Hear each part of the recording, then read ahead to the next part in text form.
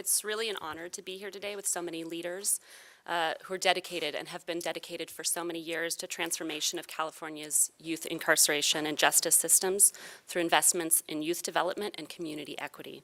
At the Center for Sierra Health Foundation, through programs and partnerships like Build Black, California Funders for Boys and Men of Color, My Brother's Keeper, and the Positive Youth Justice Initiative, and through partnerships with coalitions such as the Alliance for Boys and Men of Color and the Youth Reinvestment Coalition, we are committed to improving the educational, health, social, and economic outcomes for youth and communities of color. We're brought together today by the knowledge that a successful future for California requires the vision, the talent, and the contributions of all of our young people. We believe that the change necessary to see this future through must be driven by our young people themselves. Our youth are not just recipients of services, they're powerful actors in their own communities, and I really look forward to hearing the powerful testimonies of the youth that are here today. California has a lot to be proud of. There's been a powerful down payment, an investment in the future of our youth through this Youth Reinvestment Fund. But in philanthropy, we know that effective and impactful change takes long-term commitment and investment, and that's what we're here for today.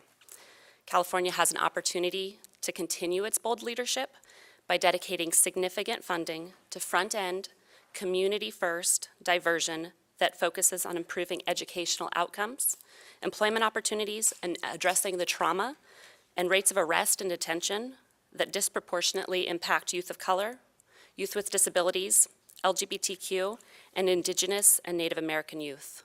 And we know that the costs of incarceration are high, $1 billion in this state each year. But how do you enumerate trauma? How do you account for what a young person, a family, or a community loses when disadvantage is concentrated by systems that lock our young people out of every opportunity to reach their potential? And no matter where we are in California or who we all share a vision. That's one of kids succeeding in school, families living in safe and economically thriving neighborhoods, equitable access to health and distribution of wealth, and youth with the power to organize for the best interests of their communities. It's time for California to make a bold statement and to recognize that children do not belong behind bars, and that's a vision that we're here to build together.